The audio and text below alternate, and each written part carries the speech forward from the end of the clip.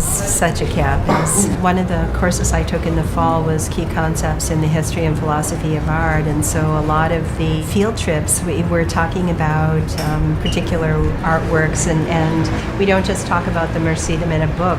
We actually go to the Louvre, or we go to the Orsay or the Pompidou. So you have that richness at your fingertips. Every week I try to find another neighborhood, see something I haven't seen before. That is part of learning, that's part of growing, that's part of studying. When you do that, the city becomes the campus itself. Well, my favourite moment about being in Paris so far has been the trip to see the private art collection of a collector here in Paris, because it was a completely unique experience and the insight into some of the Parisian art world that we just wouldn't see otherwise, and that was really fantastic. The gentleman whose house we went to, he was very welcoming and he was happy to answer any of our questions, and it was just fascinating, and I think you wouldn't get that opportunity anywhere else. I teach poetry, Poetry 1 and Poetry 2. Out of class, we went to the Pompidou Center and spent a day there.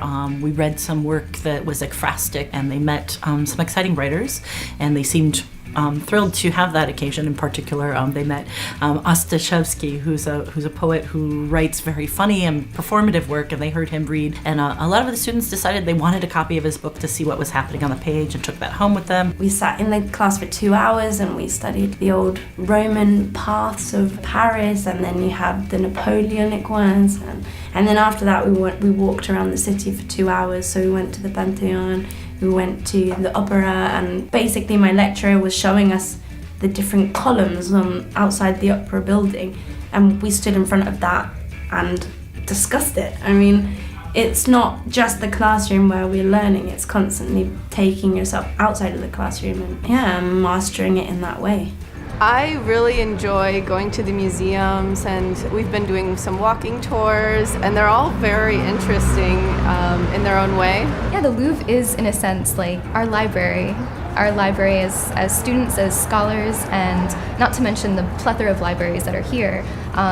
The Bibliothèque Nationale that's in the 13th, and yeah, it all comes together in this just engulfing, beautiful moment of studying in Paris.